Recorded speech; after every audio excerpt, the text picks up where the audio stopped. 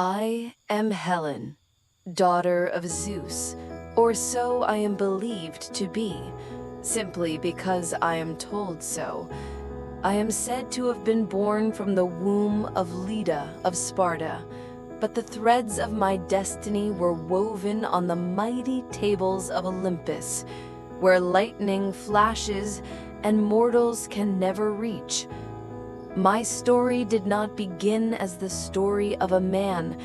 It began as the story of a legend, a prophecy, a curse. Before I could even open my eyes, before I could even speak, my name was recognized for my beauty. It was a whisper that passed from lip to lip, sweet, but at the same time sharp and cold like a sword. It seeped through the marble corridors of the palace and reached as far as the dusty marketplaces of Sparta. Even my infancy was spent under the shadow of this cursed favor. Silver-feathered swans circled round my cradle, their flapping wings filling the air with a sacred song. When my mother Lira looked at me, sometimes I saw a gleam of admiration in her eyes, sometimes a flash of fear. My Spartan maids would say silent prayers as they watched me. Some considered me a favor from the goddesses. Others whispered prayers to the heavens for protection from the calamities my fate would bring. Men, their gaze was different. Long, hungry, so deep that they seemed to reach to the farthest corners of my soul. But I was just a child. I was a tiny being floating on the glittering surface of the world around me, far from grasping what those looks meant. A prophecy floated over that childhood, the fortress of innocence, like a black shadow. This girl will set cities on fire. I remember the first time I heard it.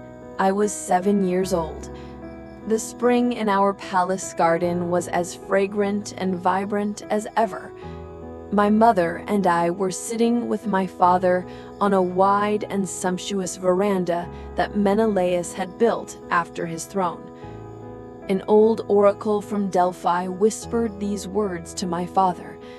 His tremulous, forked voice contrasted with the chirping of the garden. This girl, my king, is both blessed and cursed by her beauty. She will bring the fall of cities and the end of kingdoms. Look after her well, for her fate is the fate of all Hellas. I could never forget the momentary frozen expression on my father's face, the scream my mother stifled with her hand to her lips. At that moment, I realized that beauty was not a gift, but a curse. In every line of my face, in every curl of my hair, in every arch of my neck, I felt an invisible hand drawing a map of cities on fire. At an age when I should have been playing childish games, I was the bearer of this heavy prophecy. Unknowingly, I was a reflection of the disasters to come. This was the first and greatest breaking moment of my life. The years have flown by like water. I transformed from a baby to a young girl and then to a mature woman. I grew up, and as I grew up, the stares around me grew longer and more intense. The whispers became louder and louder. Now my name was mentioned not only in the corridors of the palace, but even in the most crowded marketplaces of the Spartans. Women ogled me with jealousy. Men were filled with admiration and desire to possess me. But I was only a shell, a beautifully painted, flawless sheath.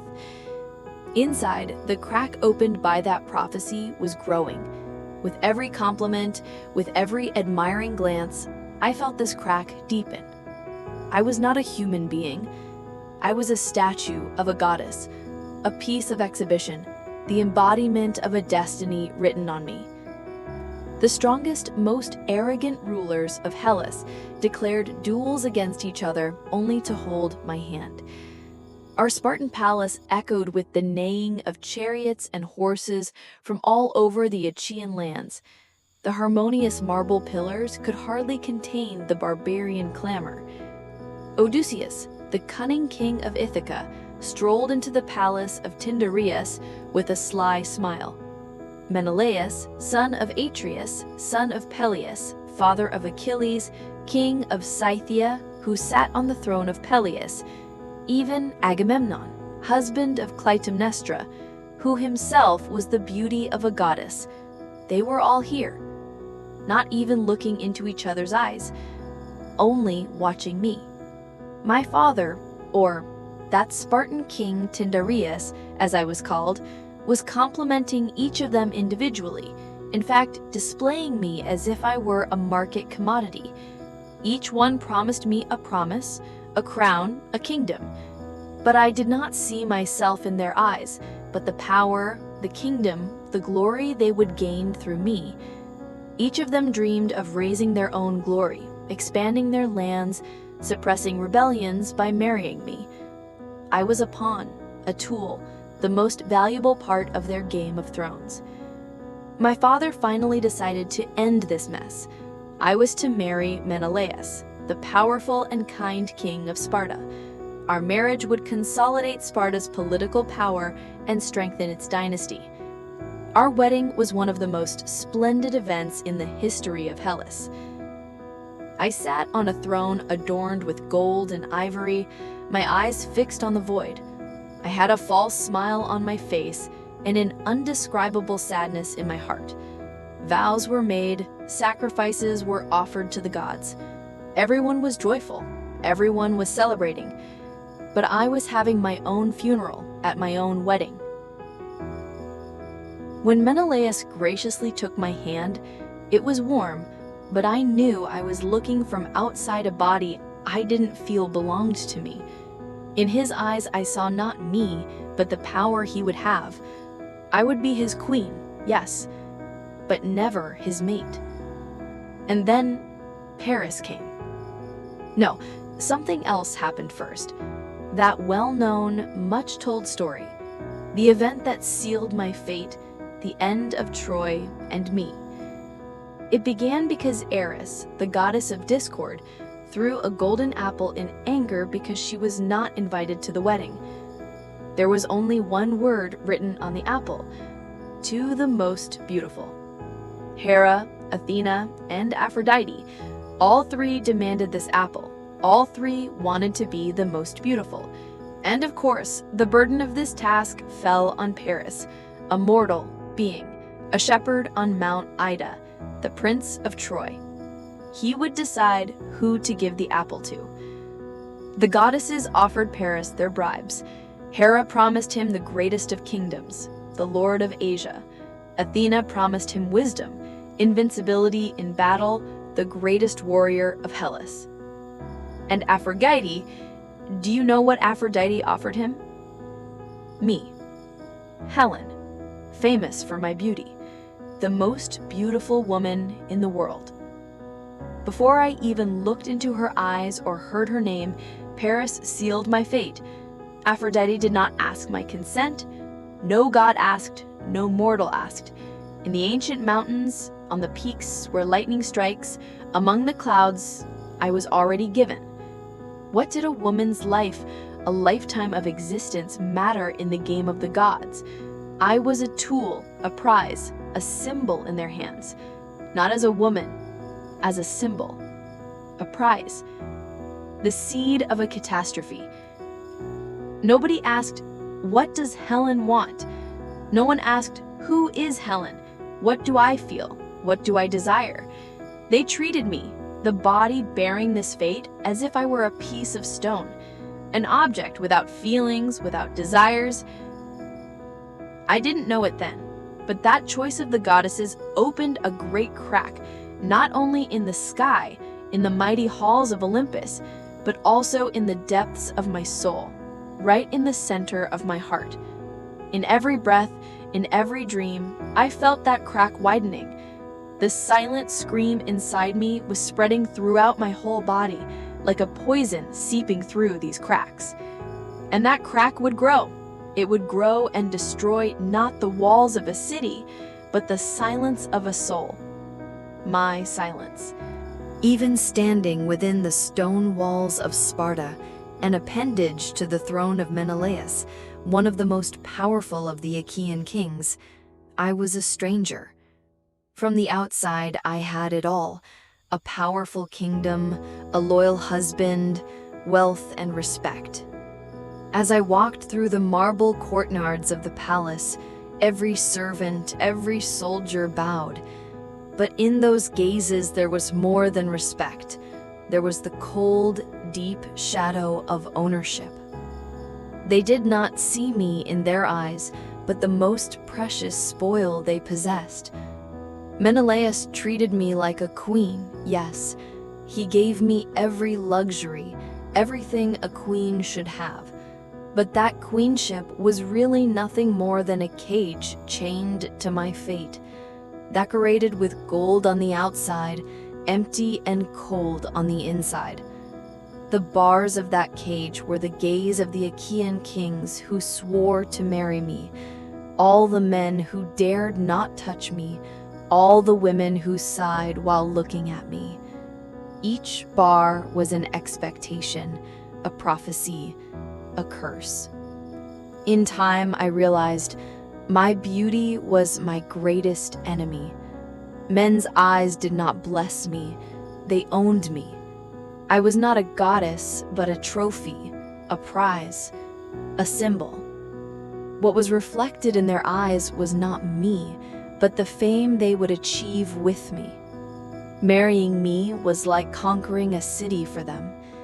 That's why I could feel that hunger, that desire for possession in their gaze every moment. Women's eyes did not understand me, they judged me. For them, I was more of a legend than a woman, an untouchable, unattainable, but at the same time, a cursed legend. They envied my beauty, but inwardly they could never understand the loneliness that this beauty brought, the weight of this prophecy. Every morning when my hair was combed, when the golden combs passed through my hair, falling down my shoulders, the only thing I thought in front of my mirror was this: why is this face so important? Why does everyone pray to this face or curse it? It was as if the face I reflected was not mine, it was someone else's face. The face of a goddess, a statue, an illusion. Behind that face, Helen was whispering desperately like a little girl, but no one could hear her. I was alone in the palace. I had no friend to talk to. The servants only waited for orders. My queen, they would say, but their voices had the mechanics of a machine. The soldiers were only there to protect me, but no one understood me. I was only Helen, a woman, a soul, and that soul was rotting quietly in a golden cage. The brighter my beauty shone, the deeper the darkness and emptiness inside me. Menelaus, on the other hand, would show his love with gifts, the rarest jewelry, finely embroidered fabrics that had never been touched, feather beds. But these were not signs of love for a woman, but of care for an object, a possession. Each new gift, each new status as queen, only reinforced the loneliness inside me. I was not in his heart, I was his property, the property that gave him kingship, that made him the mightiest king of Hellas. And he protected it, adorned it, worshipped it, but he never loved it as a human being. When we walked together, his hand was not holding my hand, but the symbol of a kingdom. When I looked into his eyes, I could neither see the warmth of love nor the trace sincere affection, only the cold gleam of pride, of triumph.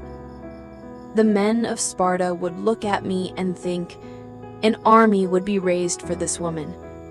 This was not love, but greed in disguise.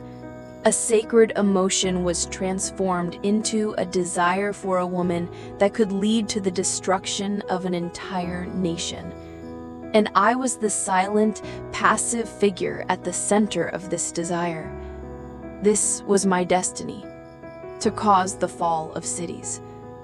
And I could not escape this fate, because I was already the biggest part of it. No matter what I did, no matter what I said, the shadow of this prophecy would not leave me. The whole situation had created in me not anger against Menelaus, but emptiness, a deep indifference. He was only a shadow. I was a ghost. And just then, a figure appeared, coming with the wind. As the ship docked on the shores of Sparta, everyone was preparing to welcome Menelaus's guests, but in my heart, something flickered that I couldn't name. When the gates opened, I saw Paris, Prince of Troy, his clothes silky and light, unlike the heavy iron armor of the Achaeans. His gold-embroidered belt shone on a blue cloth, reminiscent of the depths of the ocean. His speech was like poetry. As the words fell from his lips, I heard music. But most of all, his eyes moved me. For the first time, his eyes looked at me like a woman, not as a prize, but as a person. In those eyes, there was no desire for possession, no pride, no fear of prophecy. There was only curiosity, admiration, and understanding. When he looked at me, it was as if he saw the emptiness inside me, the silent scream inside me. It was as if he saw the helpless girl behind the mask on my face. And at that moment, for the first time in years, I saw someone too. Not a ghost staring into the void, but a woman coming to life. At that very moment, as if from every corner of Menelaus's palace, from the marble carvings of the throne, the ivory statues and gold-plated columns, rose again the whisper of Aphrodite, who had once guided Paris's judgment on Olympus. This is your destiny, to break the chains of your heart. This was not an order, it was a promise, an invitation that provoked the desire for freedom that had accumulated in me for years, an invitation that inflamed it. The freedom reflected in Paris's eyes, combined with Aphrodite's sweet, poisonous whisper, had turned into a storm that could no longer be ignored. But my heart and mind were at war, because I knew this path would end in disaster. On one hand, there was the song of freedom that Paris offered me, echoing in the deepest depths of my being. And on the other, there was the hum of that prophecy that had been hanging over me since my childhood. My mind whispered that the end of this path would not only be my undoing, but the undoing of an entire kingdom. But my heart, without a moment's hesitation, was drawn to this desire for freedom. And again, I knew that no one would listen to me, not the mind, not the heart, neither gods nor mortals. This battle was only within me, and no one cared who won.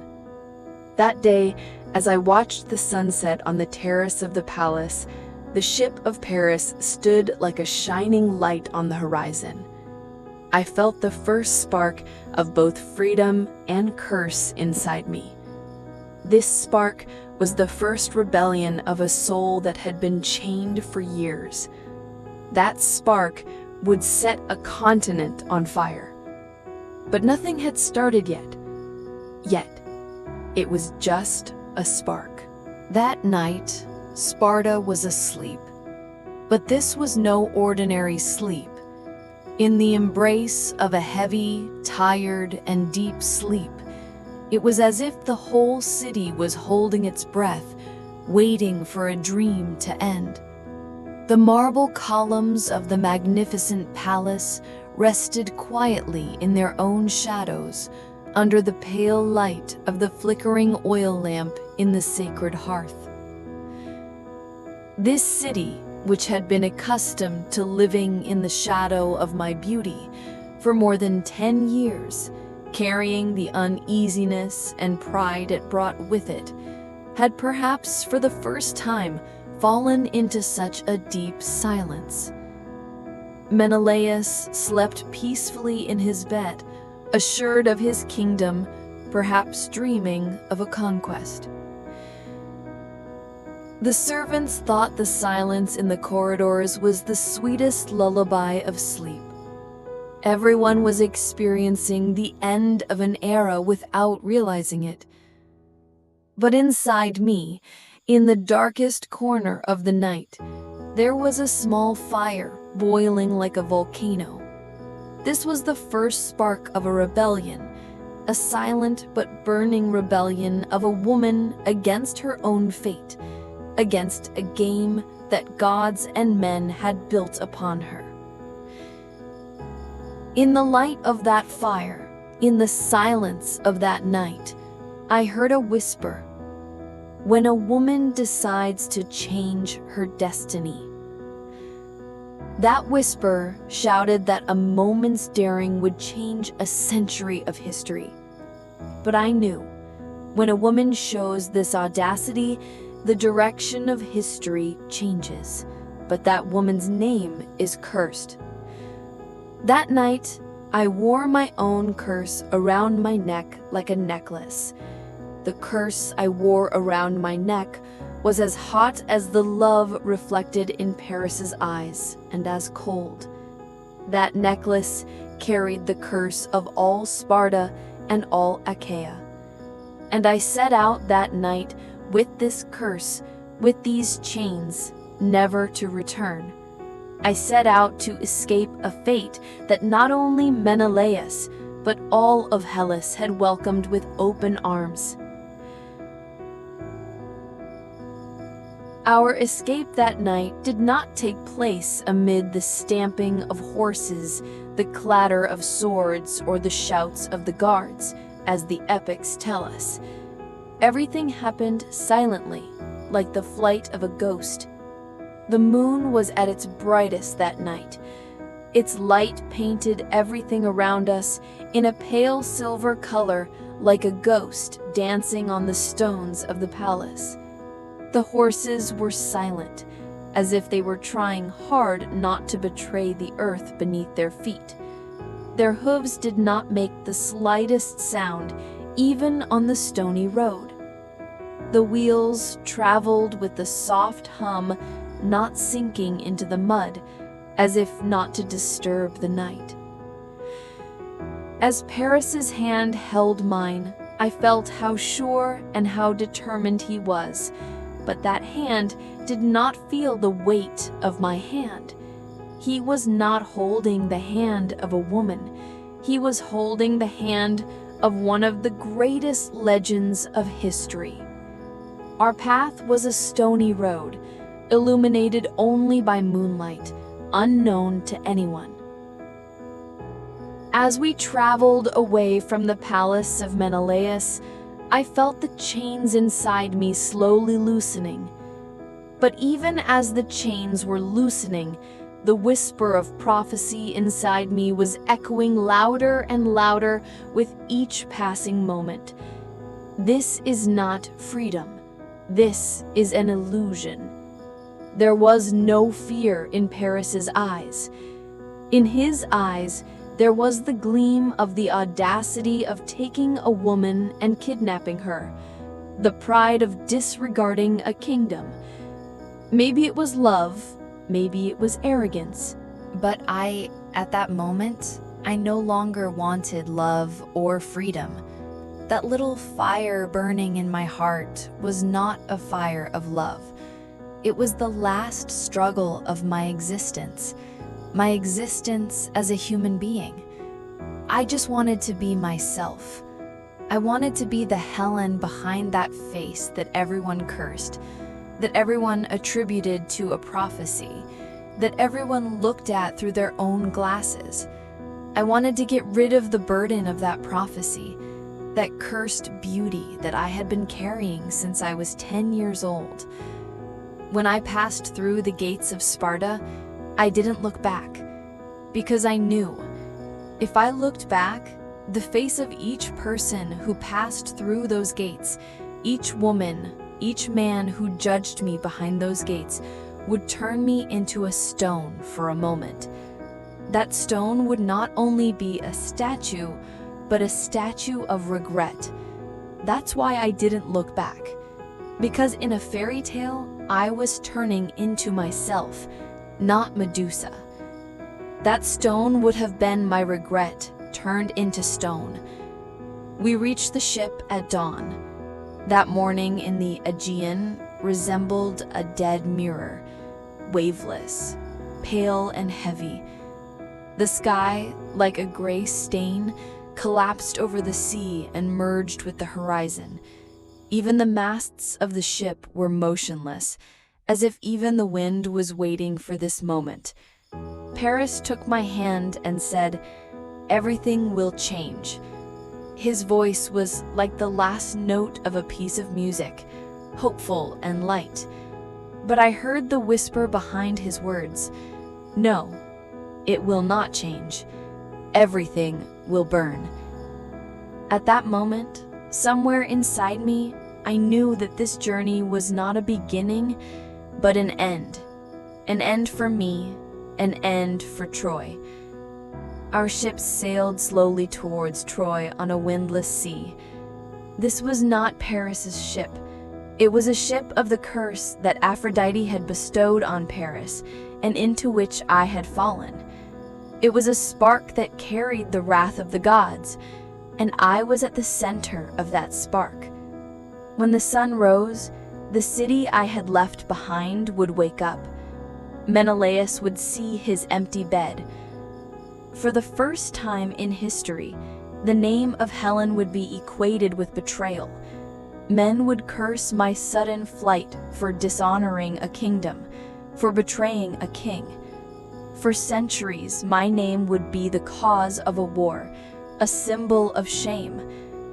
But no one was going to ask, why did Helen leave? No one would ask, how did Helen feel? Because a woman's feelings are always lighter than the honor of a country, and I would be crushed under the weight of that lightness. I was no longer just a woman to anyone, a disaster to Troy, a shame to Sparta, and a ghost to my own soul. As I stood on the bow of the ship and looked behind me, the last lights of Sparta were shrinking like a candle flame on the horizon, and I was waiting for that flame to go out, with every shred of hope in me, because I knew that when it did, a new flame would shine in Troy, and this new flame would burn the whole world. When we arrived in Troy, from the outside, nothing seemed to have changed. The walls had not fallen. The first rays of the sun were dancing on the ramparts. There was a decade-old pride, a solidity, a sense of invincibility in each cavity of the stones.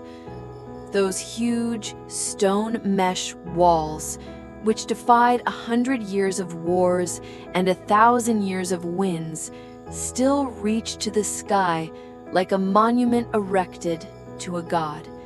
It was said that it was not human hands that built them, but a divine power.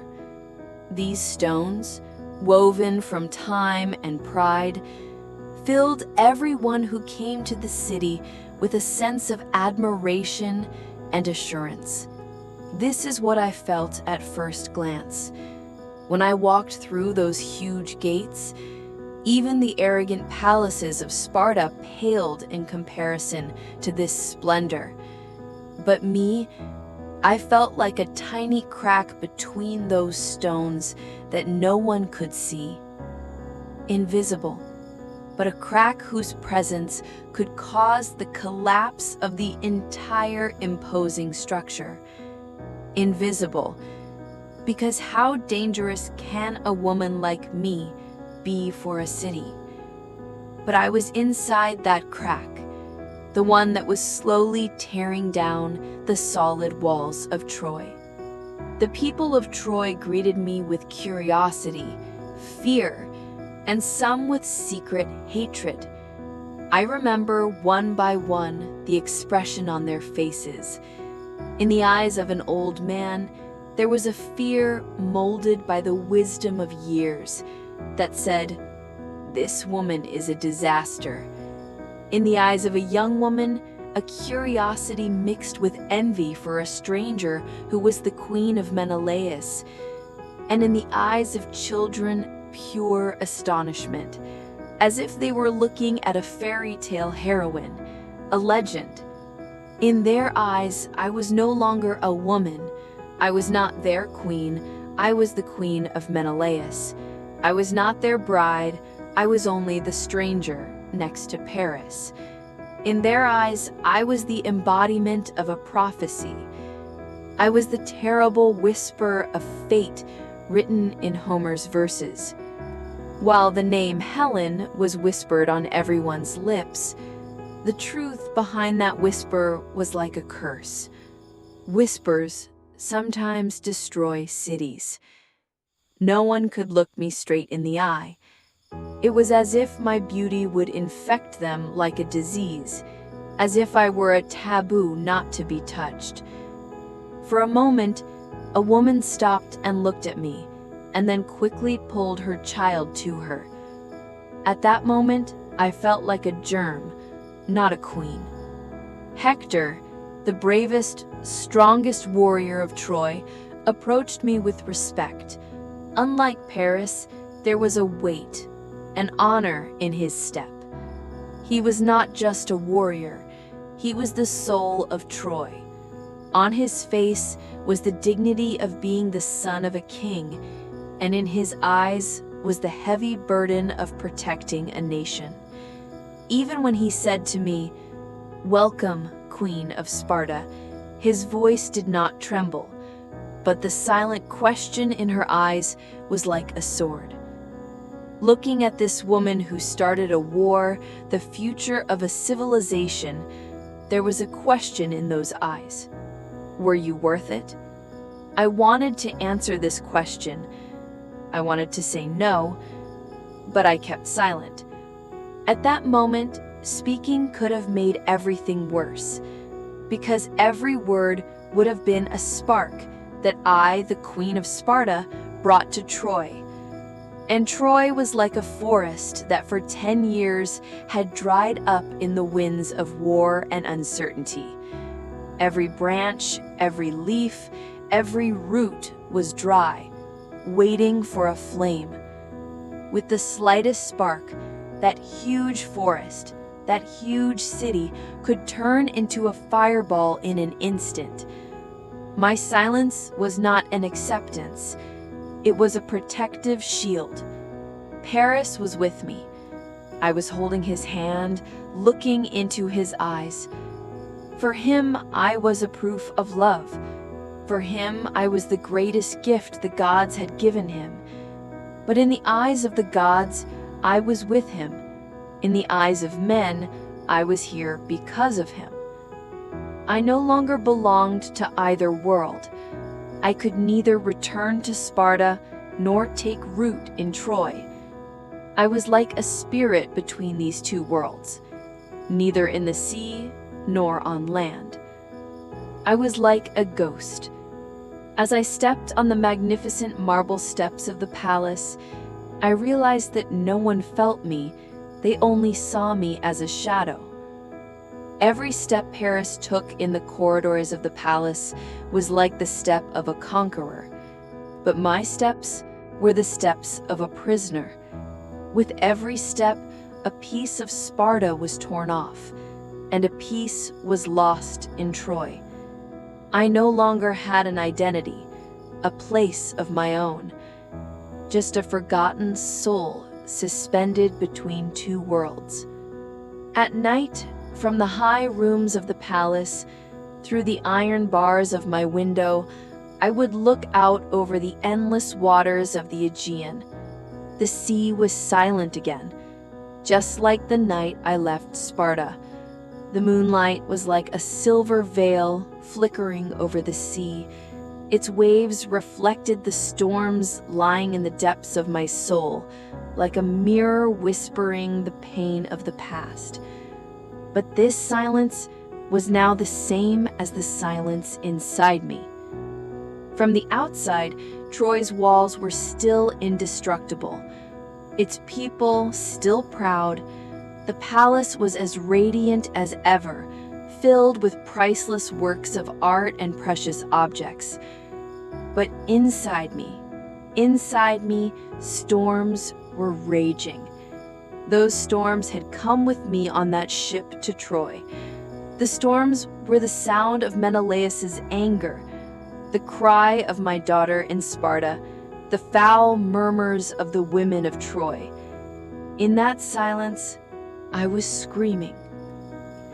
During the day, the women of Troy whispered my name in the gardens and courtyards. No one said it to my face, but in every movement, in every glance, in every whisper, I heard the words, "It will be because of her," they said. "Because of her, my husband will go to war. Because of him, our children will be fatherless." As if I had brought the war. As if I was the woman who had crossed that sea, who had penetrated those walls. Their eyes were full of hatred. They were right. My beauty was a disaster for them. All they saw was a woman betraying a kingdom, starting a war. While they consoled themselves with these whispers, no one asked, "How does Helen spend these nights?" Nobody asked, "How does Helen wake up in the morning?" If I could give them the answer to this question, perhaps their whispers would not stop, but at least there would be a moment of silence. I was waking up every morning asking myself, was this really a liberation, or just a new captivity? I had escaped from my golden cage in Sparta, but now I found myself in an invisible cage built between the marble walls of Troy. In Sparta, I was Menelaus's queen, but I was an object. In Troy, I was Paris's lover, but I was a prophecy.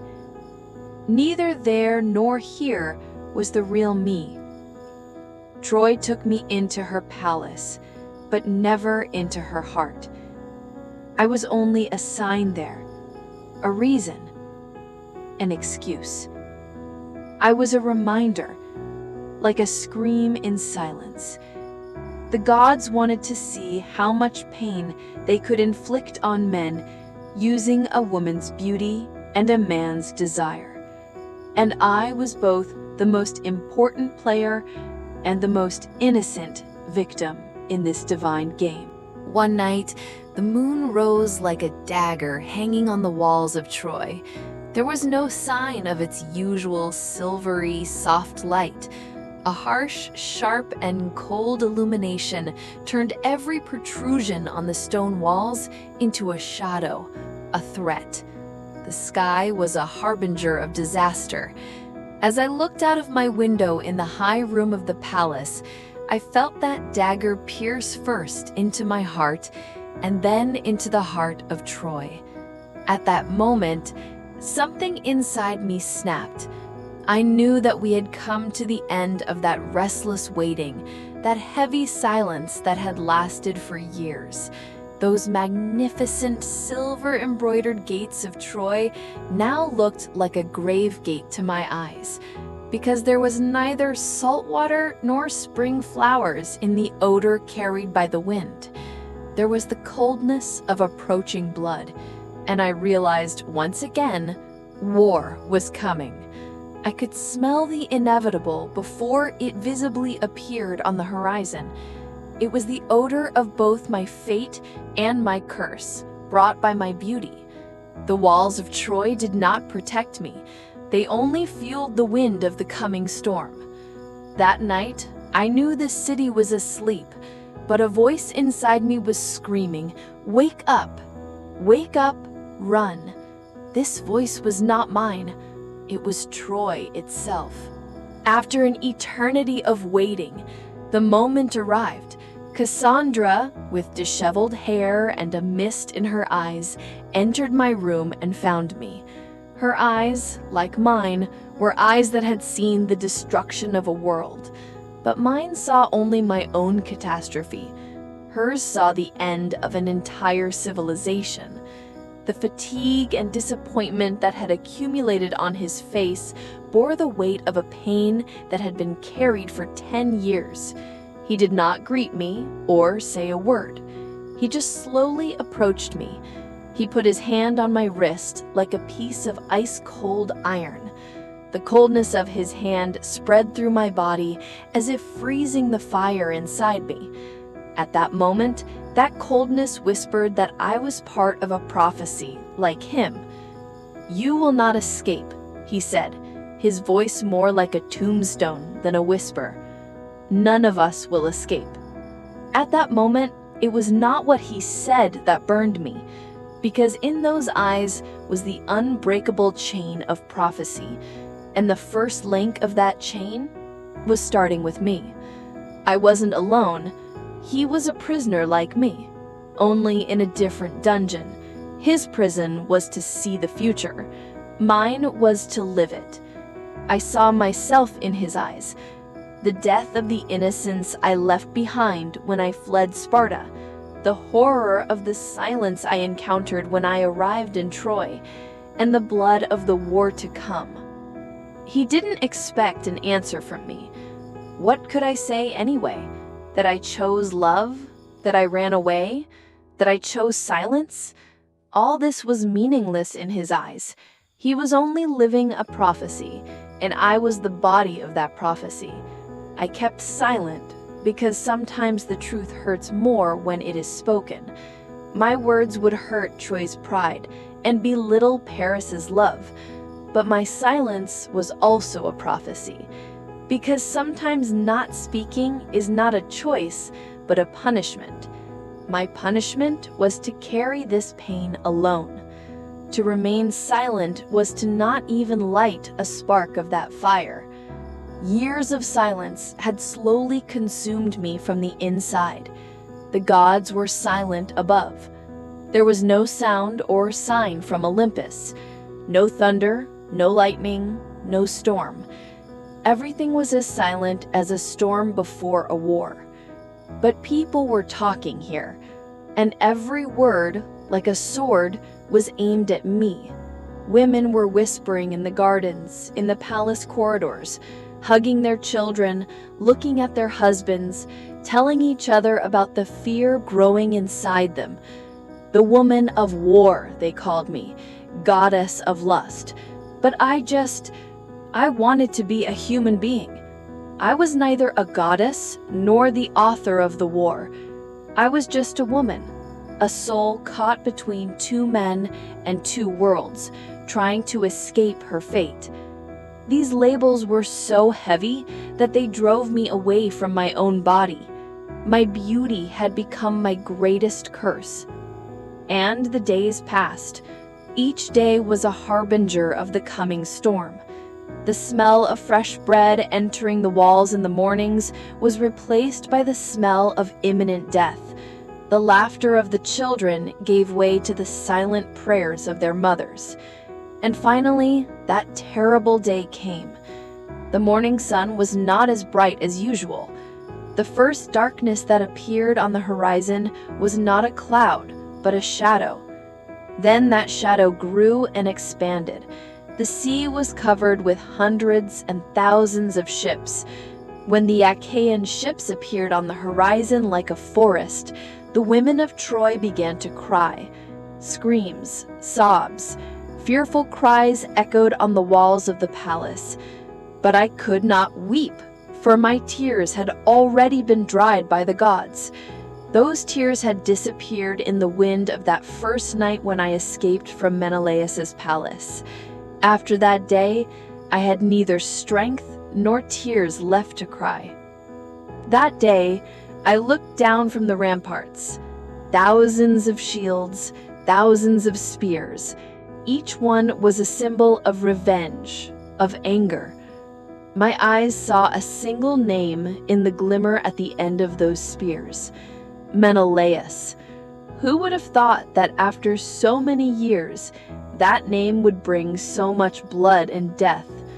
I felt lost, the wife of a king, the lover of a prince, the curse of a people, the plaything of the gods. But I realized that none of it was really me. I was neither Menelaus's queen, nor Paris's lover, nor a puppet of the gods. I was just Helen. And that name, no matter how beautifully pronounced, was like a curse echoing over thousands of graves. Just a name. I no longer belonged to Sparta or Troy. I was only a prophecy between those two worlds, and the price of that prophecy would be thousands of lives. Troy was once a poem written in stone. Its walls were the memories of the gods shining in the sun. Each stone was the proof of an honor, a pride, and 1,000 years of history. Each soul living between those stone walls was a verse of that poem, a hero of that epic. The streets of the city were filled with the whispers of thousands of stories, heroism, love, betrayal. In each house lay a history accumulated over generations. But that morning, the poem was torn, and only screams were left. Not an epic, not a poem, not a song, just a cry of pain echoing into eternity. The stones were no longer a monument, but a tombstone. Each piece was the end of a life, a hope, a future. My eyes no longer saw those bright, proud walls, but a graveyard burning and collapsing, its smoke darkening the sky. As I was walking in the stone courtyard of the palace, war cries coming from far away made the earth tremble. Those cries were not only the sound of a battle, but also the last breath of a civilization.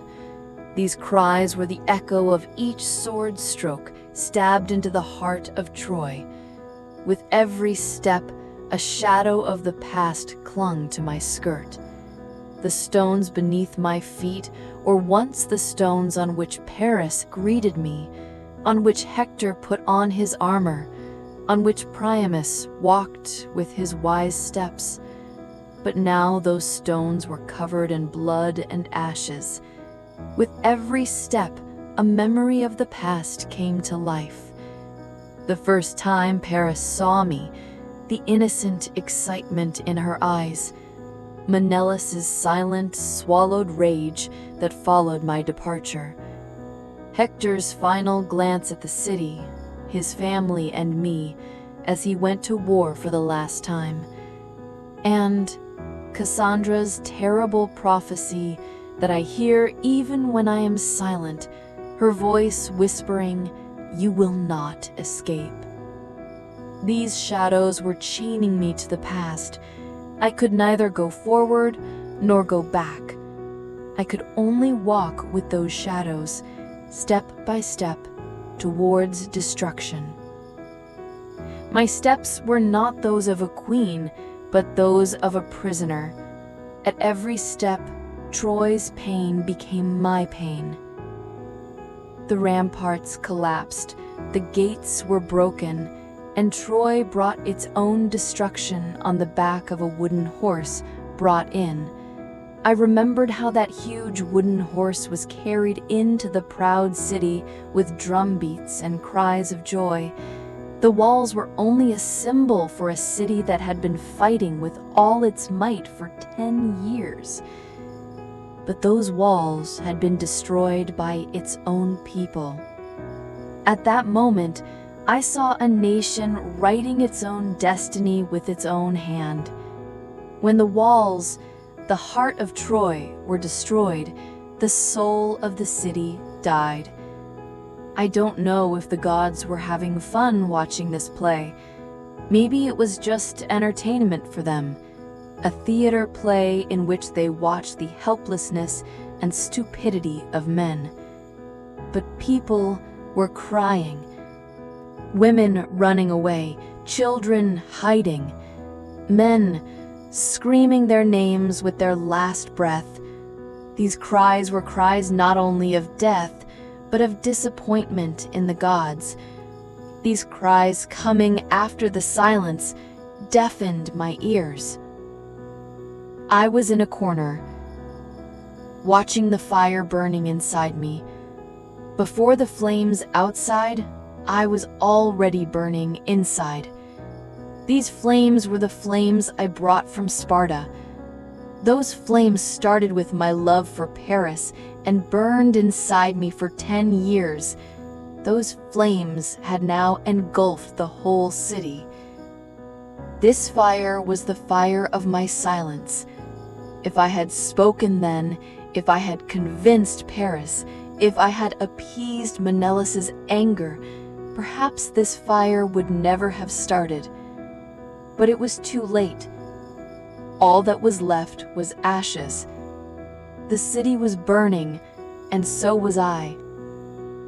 Each flame was a reflection of the regret and remorse inside me. The screams of the children were the sound of the storm inside me. As the flames rose to the sky, my ashes were also rising from the ashes of Troy. Then I saw him, Menelaus. His face was so foreign I didn't recognize it. The hands that once embraced me were now covered in blood. In his eyes was anger, disappointment, and hatred that had built up over 10 years. He was no longer my Menelaus. He was no longer a king, but a warrior. He saw me, but his eyes were not looking at the Helen of the past, but at a ghost. It was as if that Helen was long dead, and all that remained was a memory. I was silent. She was silent too. We both knew. What could words change after so many deaths? No amount of apologies, no amount of regret could wash away the blood. Neither she nor I could be the same person after this war. The 10-year gap between us was not just a distance, but an abyss filled with the blood of thousands of lives. He held out his hand. This was the hand that once held my hand, the hand that protected me. Now it was reaching out to me from the wreckage of a war, soaked in the blood of Troy. I walked, but this walk was not a return, but an exile. It was no longer possible to return to Sparta. Sparta was not my home, never had been. And Troy no longer existed. It had never been my home either. While Troy was burning, I was passing through a life where I was not kidnapped, but where I no longer belonged anywhere. As I walked among the ashes, every stone left behind me whispered the confirmation of a prophecy. On each stone, Cassandra's voice echoed, "You will not escape." And she was right. I could not escape. Neither from Menelaus's anger, nor from Paris's love, nor from my own fate. I was Helen, and now neither Sparta nor Troy nor the gods had a place for me. Only ash and silence remained. Years passed. Time itself was much quieter than the ashes of Troy. The noise of 10 years of war, the screams of destruction, the rustle of flames, all of it was left behind. In its place was the silent, heavy, and stone-cold atmosphere of Sparta. This was a city of honor and order, where even the shadow of victory was heavy, but every corner was like a tombstone. And me, Helen, I was only a name for people now, a voice whispered at the beginning of a fairy tale, the pretext for a war, but never fully listened to. Everyone knew my name, everyone told my story, but no one recognized me. I was just a symbol of beauty, betrayal, and destruction. But inside that symbol was a soul, a heart, a conscience. No one wanted to see that soul, that heart, that conscience. Everyone only wanted to see Helen in their stories. In their stories, I was the shame of a whole nation, the motivation for revenge. Instead of living my own tragedy, I was the villain of their heroic epic. I returned to Sparta, and Menelaus brought me back with him. Whether as a triumph or as a souvenir, perhaps he did not know. When the ship docked at the harbor of Argos, the shouts of joy echoing in the crowd that welcomed him mingled with the icy coldness in the eyes that saw me. There was neither love nor hate in his eyes. There was only the fatigue and loss of 10 years. I was no longer a wife to him, but only a trophy of victory. When the people looked at me, I saw fear, anger, and curiosity in their eyes. That crowd had gathered to see me, but every word whispered among them was a curse. Were cities destroyed for this woman? They asked in their hearts. Those questions were stabbing my heart like thousands of sword blows. Every look, every whisper was an accusation. Some mothers looked at me with the pain of their lost sons. Others hugged their husbands tightly, fearing that a disaster like mine would touch them too. But no one was asking, what did this woman go through? They were only curious about the beauty of a woman and the destruction that beauty brought. They were not curious about the storm inside me, my remorse, my regret, because that would spoil the story of their war. Their story was an epic of heroism, a story of revenge. My story was just a tragedy. And tragedy has no place in the saga of a proud nation. The stone walls of the palace did not carry the echo of Troy. This was Sparta, cold, harsh, and cruel Sparta. Every night as the wind beat against the windows, I still heard the screams of those fallen walls. Those screams echoed not only in my ears, but in my soul. The warm marbles in the Palace of Paris had been replaced by the cold, numb stones of Sparta. Every morning when I looked in the mirror, I saw not only a queen, but a woman who was a witness of destruction. In that woman's eyes, there was no joy, innocence, and love that once existed. There was only the exhaustion of a decade-long war, the death of thousands of people, and the end of a civilization. Every line on that woman's face was a tombstone. My hair, once waving in the wind of love, now carried the ashes of Troy. They cursed me with my beauty, but the heaviest burden I carried inside me was the invisible fractures. Those fractures were in my heart, soul, and conscience. Not only those in love pay the price of love, I witnessed a people, a city, a destiny being broken. My love for Paris was the end of an entire civilization. This burden was so heavy that it was pulling me inwards more and more every day. Every night, I smelled the burning houses of Troy. I heard the silent screams of the mothers of the dead children, not the anger of Menelaus. This invisible wound in my heart hurt more than sword blows. No matter how much I tried to heal that wound, it was bleeding again with every whisper, every glance.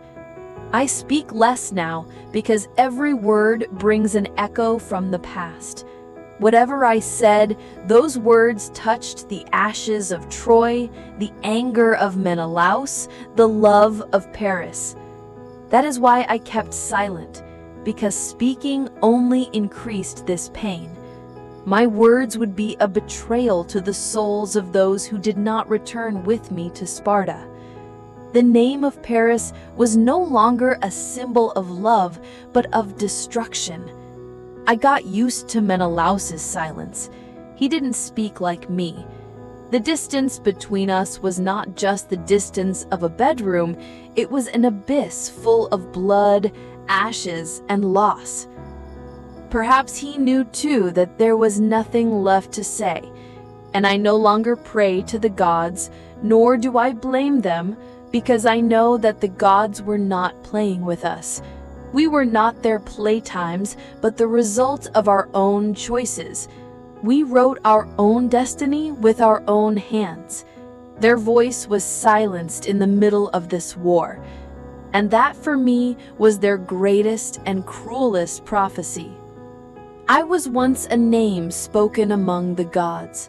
I was a part of a beauty contest, an intrigue, a war. Now I am a story whispered with the wind. Perhaps one day a bard will tell me. The bard's words may contain more truth than my own words, but even that bard will forget who I am. Forgets the pain behind this beauty, the scream behind this silence. My story is not just a love story. My story was the story of how men destroyed themselves in the name of the gods. I am Helen. I am neither a goddess nor a witch, not a queen, not a slave. I am only human. A human being that is tired of expressing himself, condemned to silence. And this silence is not my end, but my new beginning. Because sometimes the greatest power is hidden not in speaking, but in silence. This silence was my shield, my revenge, and my freedom. This silence protected me from the noise, lies, and regrets of a decade-long war. I was the queen of silence, and my throne was now only my heart.